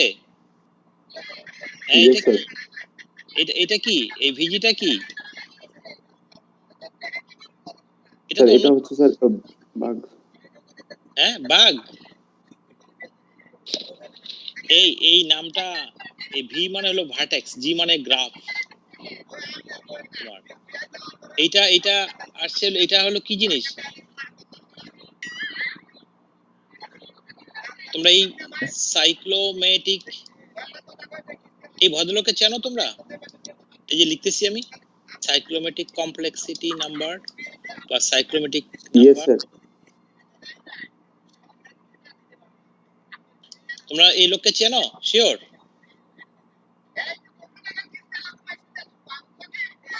সাইক্লোমেটিক নাম্বার বা সাইক্লোমেটিক কমপ্লেক্সিটি নাম্বার বা ম্যাকিবস নাম্বার,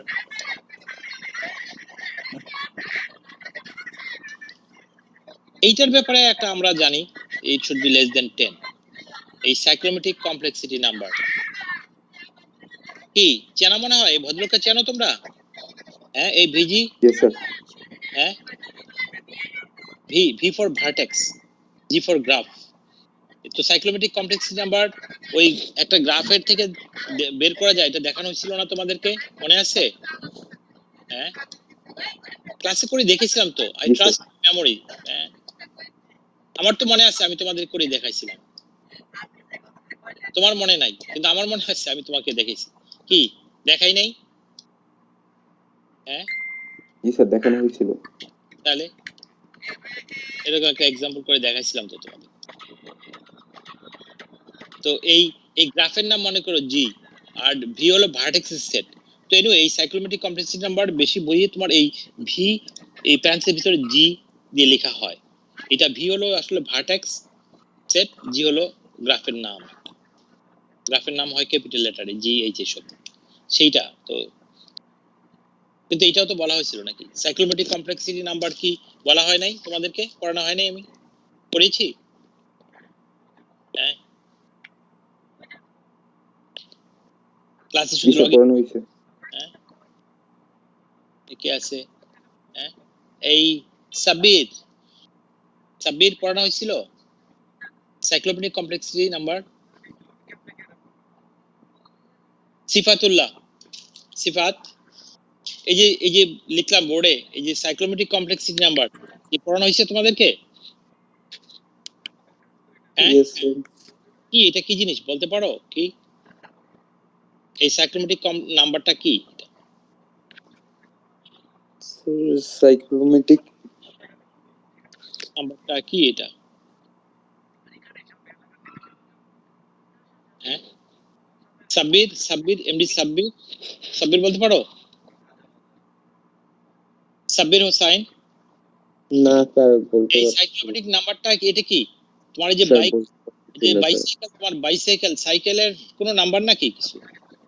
হ্যাঁ না স্যার সাইক্লোমেট্রিক নাম্বার আছে বাইসাইকেলের না স্যার।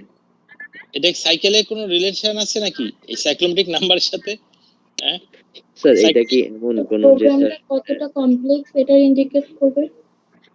এক্স্যাক্টলি এক্সেলেন্ট নাফিসা, এটা ক্লাসে দেখানো ছিল তোমাদের করে সাইক্লোমেট্রিক নাম্বার বা সাইক্লোমেট্রিক কমপ্লেক্সিটি নাম্বার বা ম্যাককেবস নাম্বারও বলি, এগুলি দেখানো হয়েছিল তোমাকে ক্লাসে করে যখন কন্ট্রোল ফ্লো টেস্টিং করি ওই লেকচারের দিন।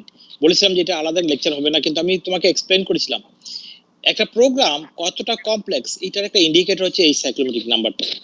How complex is the source code program. তুমি একজন প্রোগ্রামার, তুমি যে 10 হলে এটা মানে লেস এটা অ্যাকসেপ্টেবল 10 এর ছোট হতে হবে, আদার 10 বা তার বেশি অ্যাকসেপ্টেবল না। আর এই সাইক্লোমেট্রিক নাম্বারটা তাহলে কিসে ইন্ডিকেট করে একটা প্রোগ্রাম কতটা কমপ্লেক্স এটার ইন্ডিকেট করে।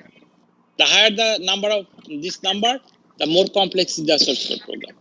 এই নাম্বারটা সাইক্লোমেট্রিক নাম্বারটা যত বেশি হবে প্রোগ্রাম ততটা বুঝতে হবে কমপ্লেক্স, আর এটা 10 বা তার বেশি হলে এটা বুঝতে হবে অনেক জটিল, এটা অ্যালাউড না তোমার বুঝতে হবে এই program is very complex and it gonna be difficult to test the program, এটা টেস্ট করা খুব ডিফিকাল্ট হবে। It should be less than 10 এই সাইক্লোমেট্রিক নাম্বারটা। তো এই কয়েকদিন আগে তো পড়ানো হলো, এখনই খেয়ে বসে আসছো কেন তোমরা? আর একজনই কি নাফিসা আঞ্জুম একজনই বলতে পারলো, আর তোমরা কি আমার লেকচার বুঝতে পারো না না শুনতে পারো না? আমি তো বাংলায় বলি বেশিরভাগ কথা, বাংলায় বলা উচিত না কিন্তু বাংলায় বলি কেন যে তুমি বুঝতে পারো, এটা আমি করতে পারি মাতৃভাষা বাংলা। স্পেশি ডগ ইউ হাবলা স্পানিয়ল, আমি স্প্যানিশও বলতে পারি, জার্মান জানি, কিন্তু আমি কেন তোমাকে বাংলায় বলি যাতে তুমি তাড়াতাড়ি বুঝতে পারো, কিন্তু তারপর যদি তোমাকে বুঝাইতে না পারি তাহলে কিন্তু আমার নিজের কাছে খুব খারাপ লাগে, বুঝতে পারছো? হ্যাঁ তার কাছে আমার নিজের কাছে খারাপ লাগে যে আমি আসলে কি বুঝালাম, কিন্তু আমার তো মনে আছে, আমার মেমোরি আল্লাহর রহমতে কিন্তু ভালো জানো। হ্যাঁ আলহামদুলিল্লাহ খুব ভালো। অনেক সময় এক স্টুডেন্ট একবার অনেক আগে ফার্মগেটের দেখা, তো সবার তো নাম মনে থাকে না, ফেসও মনে থাকে না। আমি বলি আরে জহির কেমন আছো, ও সারপ্রাইজ হয়ে গেছে, ও পাস করে গেছে বেশ 3-4 বছর আগে হয়তো। বলে স্যার কিভাবে চিনলেন? আমি বলি আমার ভাইয়ের নাম আছে জহির, তো তোমার চেয়ার নামটা এবং এটা মনে আছে সেই জন্য, ফ্যামিলি মেম্বার নাম। আমার স্টুডেন্ট রাইসা, ওকে মনে আছে কারণ আমার ভাতিজির নাম রাইসা, তো আমার ভাইয়ের নাম ভাই আছে জহির, তো ও তো সবার তো আর সবাইকে মনে থাকে না, তবে আমি মোটামুটি বলতে পারি যে আমার স্টুডেন্ট ছিল কে ছিল, কে কিরকম ছিল আমি বলতে পারি। তো আমার কিন্তু মনে আছে আমি দেখেছিলাম এটা কি সাইফি দেখানো হয়েছিল নাফিসা? জি স্যার দেখানো হয়েছিল স্যার হোয়াইট বোর্ডে লিখে। হ্যাঁ সত্য বলছি না মিথ্যা বললাম? আমি হোয়াইট সত্য। সাইক্লোমেট্রিক এই যে एग्जांपल দেখেছিলাম এবং 3টা ফর্মুলা আছে সাইক্লোমেট্রিক কমপ্লেক্সিটির জন্য। ইয়েস স্যার লাস্ট ওয়ানটা আপনার ফেভারিট। হ্যাঁ তাড়াতাড়ি বের করে ফেলা যায় না, এগুলো কিন্তু দেখানো হয়েছিল এই সেইটা। আচ্ছা এটা তো মুছে ফেলাম, এখানে ছিলাম তো আমরা এখানে, এটা দরকার এখন লিখবো না মূল। এই সাইক্লোমেট্রিক নাম্বার বা কমপ্লেক্সিটি নাম্বার বা ম্যাকিপস নাম্বার বলি এটাকে আমরা। তো এটা 10 এর চেয়ে এটা যত বেশি বুঝতে হবে এই প্রোগ্রাম তত বেশি কমপ্লেক্স, আর 10 বা তার বেশি হলে বুঝতে হবে অনেক কমপ্লেক্স এবং এটা ডিফিকাল্ট, এটা টেস্ট করা যাবে না, it gonna be very difficult to test the program. তো আমরা চাই কি 10 এর কম। পৃথিবীর বেশিরভাগ বই রাইটার এবং এই যে আইএসটি কিউবি না, ওরাও রেকমেন্ড করে এই 10 এর কম হওয়া উচিত তোমার। তো তিনটা ফর্মুলা আছে এটা বের করা, মনে আছে? ই মাইনাস n প্লাস 2 বা number of predicate node plus 1 অথবা নাম্বার অফ রিজিয়ন, না এইটা, সেটা সবচেয়ে ভালো। এই রিজিয়ন একটা, দুইটা, তিনটা আর বাইরে আনবাউন্ডেড 4টা রিজিয়ন, এইটা সবচেয়ে কুইকলি, তাহলে 4।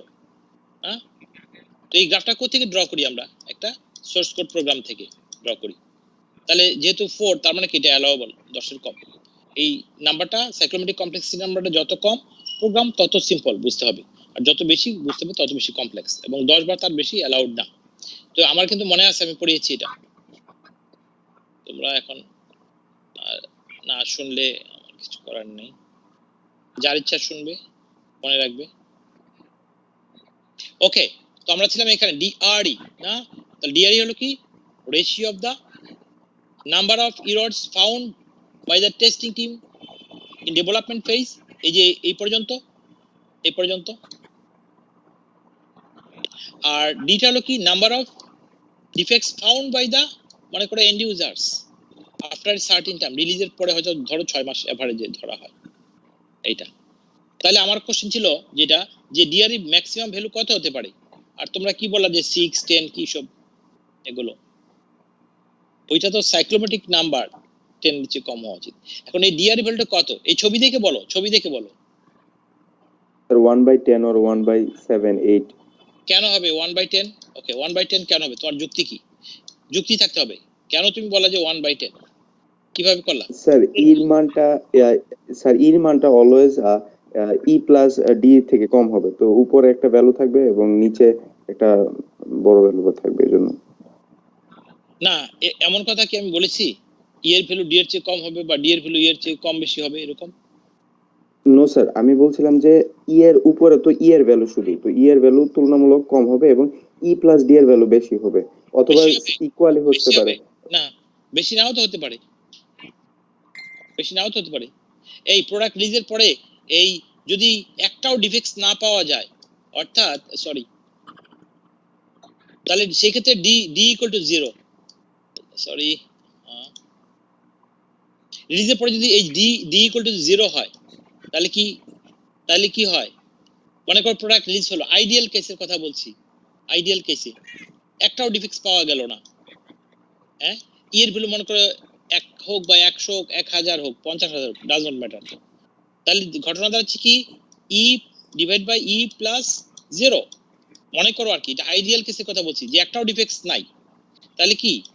তাহলে ঘটনা দাঁড়াচ্ছে ই ডিভাইড বাই ই। তাহলে এটা ভ্যালু কত হয়? ই কে ই দিয়ে ভাগ দিলে কত হয়? শিওর? তোমরা তো ভালো ভাগ অঙ্ক করতে পারো দেখি। 1 না?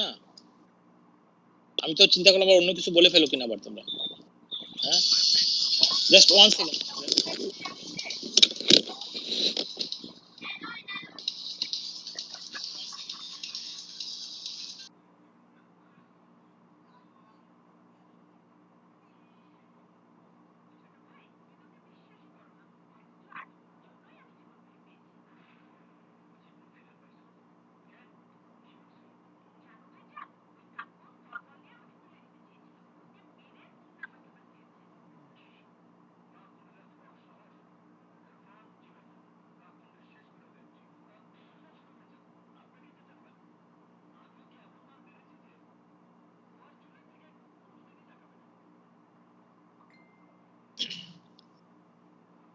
ওকে, এই শুনতে পাচ্ছ সাইফি?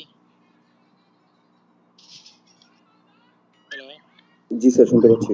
সরি, একটা ইন্টারাপশন হলো।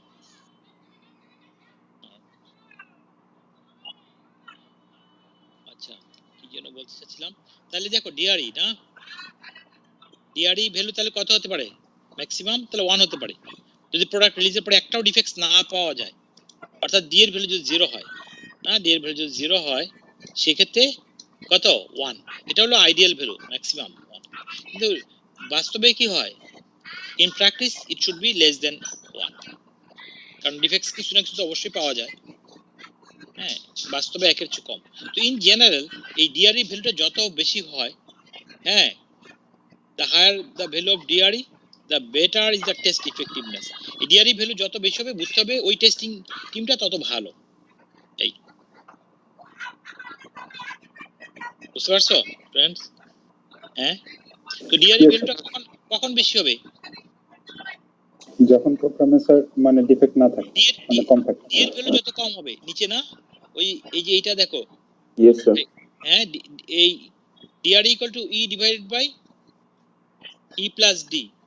হ্যাঁ, তাহলে এই ডি এর ভ্যালু যত কম হবে, ডিআর এর ভ্যালুটা বেশি হবে। ডিআর এর ভ্যালু কম হওয়া মানে কি? ডিফেক্টস কম হওয়া। আইডিয়াল কেসে 0, একটাও ডিফেক্ট যদি না পাওয়া যায়, সেই ক্ষেত্রে 1 হবে। এই চিন্তা করে, এই রিলেশনগুলো থেকে চিন্তা করে দেখবা যে কি হয়। এটা এই যে এখানে দেখো তুমি,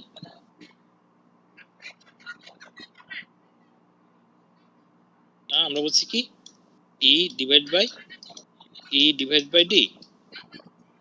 তো এখন দেখো এটা কখন বেশি হবে? ডি এর ভ্যালু যত কম হয়, ডি তো নিচে আছে, ই প্লাস না, তাহলে এই জিনিসটা যত কম হয়, তাহলে এই ওভারঅল জিনিসটা তত বেশি বড় হবে। এই আর কি। কোথায় গেল আমাদের স্লাইড?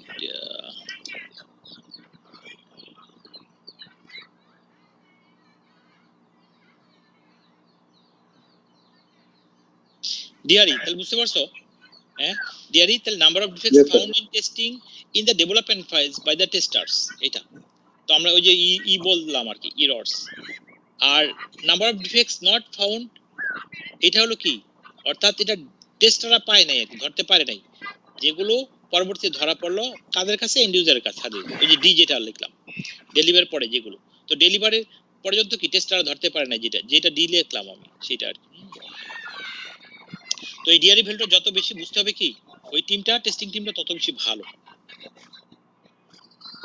আচ্ছা, এখন কথা হলো যে ছবিতে দেখালাম একটু আগে, হয়ে গেল এই যে ডি, এখন কয়টা ডিফেক্টস পাওয়া যাবে ডেলিভারির পরে, এটা আমি আগে থেকে কিভাবে বুঝবো? আগে থেকে ফিউচার তো আমি জানি না, তবে হ্যাঁ প্রেডিক্ট করতে পারি একটা। হ্যাঁ, অ্যাকচুয়াল যখন সময় তখন বের করা যাবে, বাট এটা আগে থেকে আমরা কি করতে পারি? এস্টিমেট করতে পারি, প্রেডিক্ট করতে পারি। তো এটারই একটা টেকনিক আছে, ফল্ট ইনজেক্ট করে আমরা করি, ফল্ট সিডিং একটা টেকনিক আছে, দেখো এগুলো পড়ে দেখবা। তো কয়টা ডিফেক্টস আছে, ওই যে ই এর ভ্যালু তো আমরা জানি, আমরা না সিস্টেম থেকে কাউন্ট করে ফেলতে পারি, বা আমরা ম্যানুয়ালি কাউন্ট করতে পারি, কিন্তু কয়টা পাওয়া যাবে পরবর্তীতে নট ফাউন্ড ইন টেস্টিং, এটা তো আমরা জানি না। তো এটার জন্য একটা প্রেডিকশন টেকনিক আছে, এটাকে ফল্ট সিডিং বলে, পরে দেখবা। এখানে আমরা intentionally certain number of fault আমরা ইনজেক্ট করি একটা সিস্টেমে, করে ওই টেস্টিং টিমকে টেস্ট করতে দেই, দেখি কয়টা বের করতে পারে ওরা, তাহলে বুঝতে পারবো ওরা ভালো না মন্দ টিমটা, না এরকম। তাহলে এটা একটা এক্সট্রাপোলেশন টেকনিক ইউজ করে। এরকম দেখো, suppose that the product contains n defect, capital N, and k defects are seeded, মানে ইনজেক্ট করা হলো। At the end of the test experiments, the team has found n unseeded and k seeded defects. The fault seeding theory asserts the following: k by k n by n, অর্থাৎ তাহলে capital k টা হলো কি তোমার, n টা তাহলে আমরা লিখে রাখি এখানে n equal to, ওকে, তাহলে এই অ্যাসারশন থেকে আমরা কি পাচ্ছি? জিনিসটা এরকম, মনে করো একটা টেস্টিং টিমকে, ঠিক আছে, একটা মনে করো সফটওয়্যার n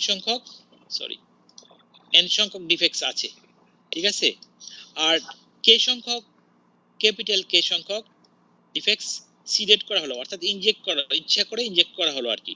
আচ্ছা, করে টেস্ট করতে দেওয়া হলো একটা টিমকে। তো ওই টিমে কতটা পাইলো? মনে করো n সংখ্যক পাইলো,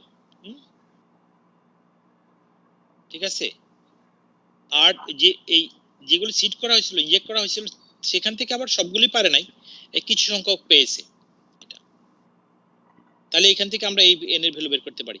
তো এই অ্যাসারশন, মনে করো আমি সিড করেছি, মনে করো কে মনে করো 25টা বাগ ইনজেক্ট করা হয়েছিল, সেখান থেকে 25টা থেকে মনে করো 20টা আইডেন্টিফাই করতে পারছে, আর এগুলো ছাড়া আরো 400 বাগ আইডেন্টিফাই করেছে টেস্টিং টিমটা।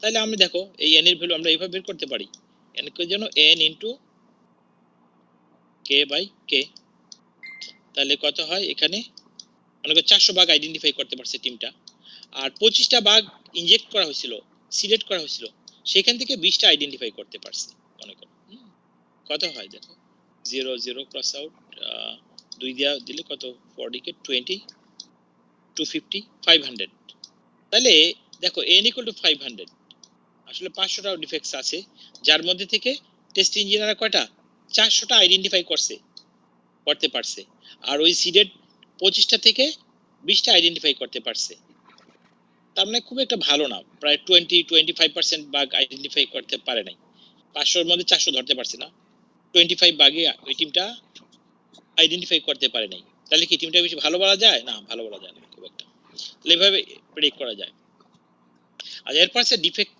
এজ বা ডিফেক্ট ফেজ বলি আমরা an useful measure of the test effectiveness is defect age called the phases defect age is a metric that can be used to measure the test effectiveness which assigns a numerical value to the fault depending on the phase in which it was discovered অর্থাৎ একটা phase যে development ফেজে কখন এটা discover করা হলো depending on that we assign some numeric value যত early ফেজে থাকবে এটা নিউমেরিক্যাল ভ্যালু তত কম হবে মনে করো রিকোয়ারমেন্টস ডিজাইন ফেজে আছে সেখানে হয়তো ধরা পড়লো এটা ফেজ 1 আবার সিস্টেম লেভেলে সেটা ফেজ হতো 6 বা 7 না এরকম আর কি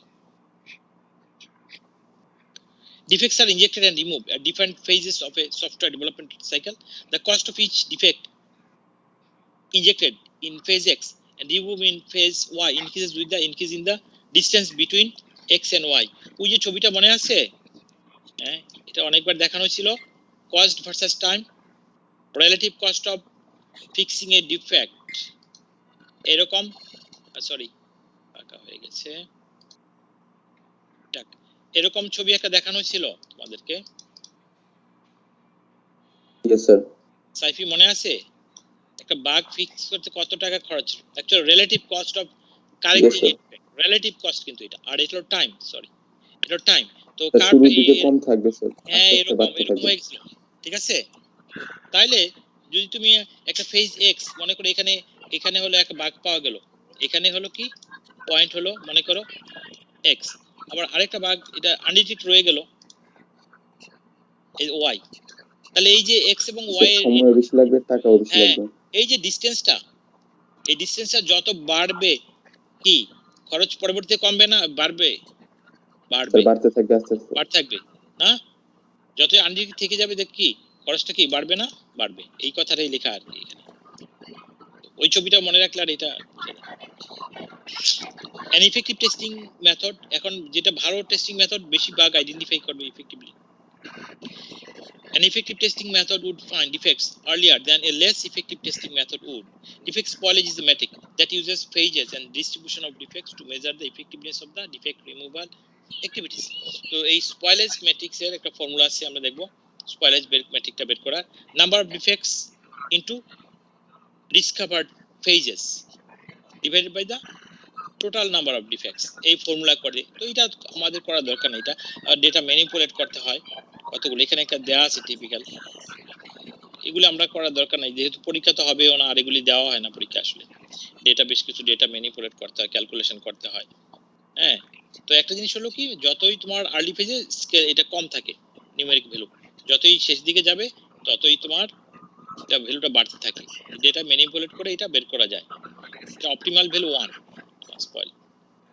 ঠিক আছে এখানে যেটা করে দেওয়া আছে কত 2 আসছে এটা ক্যালকুলেট করলে তো দরকার নাই এখন কথা হলো স্পয়েলেজ মেট্রিক কোথায় কাজে লাগে ইন্ডিভিজুয়াল প্রজেক্টে জন্য আমরা দেখি না শর্ট টার্মে না এটা একটা আইটি ফার্মের লং টার্মের জন্য যে টেস্টিং টিম কি রকম একটা আইটি ফার্মের এই লং টার্মের একটা কোয়ালিটির একটা মেজার হচ্ছে এটা spoilage this metric is useful in measuring the long term trend of test effectiveness in an IT firm এই তো এই পর্যন্তই স্টুডেন্টস আমাদের নেক্সট ক্লাস টেস্ট সবাই জানো তো না ইয়েস স্যার সবাই জানো ক্লাস টেস্ট এমন কেউ Yes, আছে sir. যে ক্লাস টেস্ট সম্পর্কে জানে না এমন কেউ আছে হ্যাঁ না জানো তো সবাই জানে এমন তো কেউ নাই যে জানে না স্যার একটা কোশ্চেন ছিল স্যার হ্যাঁ বলো শিওর স্যার প্রজেক্টের টাইমটা যদি একটু বাড়াই দিতেন স্যার ভালো হতো স্যার প্রজেক্ট কয় তারিখে আছে তোমার স্যার 4 তারিখ স্যার এখনো তো আর অনেক দিন আছে 10 স্যার একটু বাড়াই দেন স্যার প্লিজ স্যার জি স্যার Last একটু ভালো হতো। স্যার প্রেসার অনেক স্যার লাস্ট উইক স্যার মনে হয় যে স্যার ফিনিশিং স্যার দিতে পারবো প্লিজ স্যার একটু বাড়াই দিবেন স্যার, মানে একটু স্যার ভালো করে প্রজেক্টটা করবো স্যার হ্যাঁ করো, ঠিক আছে, বাড়াই দিব, নোটিশ স্যার দিয়ে দিব। কতটুকু স্যার 2 দিন, 4 তারিখ তো, 2, 3, 7 তারিখে জমা দিও তোমরা, ঠিক আছে? 3 স্যার দিন 8 তারিখে দিই স্যার প্লিজ স্যার 7 আর 8 তারিখ একদিন আবার কেন? স্যার ওই যে বুধবার স্যার বুধবারের ভিতরে করে ফেলবো স্যার আচ্ছা দাও, 8 তারিখের মধ্যে দাও। কন্ডিশন হলো চিটিং করবে না, কোথা থেকে কপি করবে না, আরেকজন থেকে অন্য জায়গা থেকে নেট থেকে নিয়ে পেস্ট করবে না, ফ্রেন্ড থেকে নিয়ে দিবা না। কন্ডিশন হলো 8 তারিখ, ওকে? 8 তারিখ মধ্যে দিবা। এরপরে আর কিন্তু ডিলে করবে না, কারণ আমগুলো দেখতে হয়, আমি পড়ে পড়ে দেখি, প্রতি লাইন বাই লাইন পড়ে দেখি। এইভাবে ধরতে পারি আসলে। চিটিং যে করে শিকার যায় না, পরে শিকার যায়। আমি যখন বলি যে এফ নিতে হবে, কিন্তু যদি প্রুফ দেখাতে পারি, তখন বলে স্যার ফ্রেন্ডের সাথে ডিসকাস করেছিলাম, এইটা সেইটা হেল্প করছিলাম, এই সব কথা বলে। এইসব যাতে না হয়, চিটিং করবে না তুমি। আমি চিটিং এর ব্যাপারে কেন এত কড়াকড়ি করি বুঝতে পারছো কেন? আমি চাই তোমার সিজিপিএ যাই হোক, তুমি যাতে ইন্টারভিউতে গিয়ে যাতে তুমি ভালো করতে পারো, সেখানে ভালো করলে তোমার ভালো যাতে একটা জব হয়, এটাই আমি চাওয়া আমার, আর কিছু না। স্যার একটা কোশ্চেন ছিল হ্যাঁ বলো। স্যার, ব্যাপারটা হচ্ছে মানে মিডের হচ্ছে অ্যাসাইনমেন্টে অনেক খারাপ করেছি, মানে নিজে সবাই আমরা খুব এফোর্ট দিয়ে করেছিলাম কিন্তু খারাপ করেছি। এখন ব্যাপারটা হচ্ছে কি, আমরা ফাইনালের প্রজেক্টটা খুব ভালোভাবে করতে চাচ্ছি, যে হচ্ছে মানে একটু করলাম, করে আপনাকে দেখালাম স্যার আমরা ঠিক পথে এগোচ্ছি কিনা, এটা দেখাতে পারবো? না, ইন বিটুইন কোনো কোশ্চেন না বুঝলে আমাকে জিজ্ঞেস করবো অবশ্যই। এখন না, এখন ক্লাস আছে আবার পরে অন্য সময়, কিন্তু ওই জি স্যার। মাঝখানে আমি দেখবো না, কারণ দেখতে গেলে সবারটাই দেখতে হবে এবং ইট উইল টেক টাইম। আর এটা ছাড়া আমার কত কাজ আছে চিন্তা করতে পারো, অনেক কাজ করতে হয় ওবির জন্য, এইটা সেটা কোশ্চেন, আমার 5টা সেকশনের জন্য কোশ্চেন করতে হবে, এইটারই আছে multiple section, multiple set question করতে হয়। এছাড়া ডিপার্টমেন্টে আরো অনেক কাজ আছে করতে হয়, ডকুমেন্ট, ওই যে ওবির ডকুমেন্ট করেছে, অনেক কিছু আছে। আর এটা তো উচিত না আসলে যে আমি অর্ধেক তোমাকে বললাম, তাহলে সবাইকে তো বলে দিতে হবে কিছু জিনিস, তোমরা তাহলে কি করবা? তোমরা এটা তোমরা কিছু যদি না বুঝতে পারো সেটা আমাকে বলবা, Asif if you don't understand anything ask me, তুমি সেটা আমি বুঝিয়ে দিব তোমাকে, ঠিক আছে? Sure sir, sure. আচ্ছা, তোমাদের অ্যাটেন্ডেন্স নিয়ে নেই, সো তাহলে আজকে এই পর্যন্তই না? আর কোনো কোশ্চেন না থাকলে আমার পরে ক্লাস আছে তারপরে, ঠিক আছে? So you have a sir, good day. বলো বলো। স্যার তাহলে স্যার নেক্সট ক্লাসে প্রজেক্টে স্যার ডিটেইলস একটু আলোচনা করলে ভালো হয়। তুমি কি বুঝতে পারো নাই, আলোচনা না, তুমি কি কোন আইটেম বুঝতে পারো না সেটা আমাকে জিজ্ঞেস করবে, অন্য ওকে স্যার, মানুষ না। আমার কাছে মাঝে মাঝে স্টুডেন্টরা আসে যখন ফিজিক্যাল ক্লাস হইতো, বলে স্যার আমি 2 দিন আসি নাই, গত সপ্তাহে 2টা ক্লাস মিস গেছে, আমাকে আসে বুঝান। আমি বলতে পড়ে দেখছো না, মানে সে কি বুঝতে পারে না সেটাই বুঝে নাই, তুমি কি বুঝতে পারো না সেটা তোমাকে বুঝতে হবে। আর যেরকম যে বুঝতে যে পারো নাই সেটাই বুঝতে পারো নাই, তাহলে মুশকিল।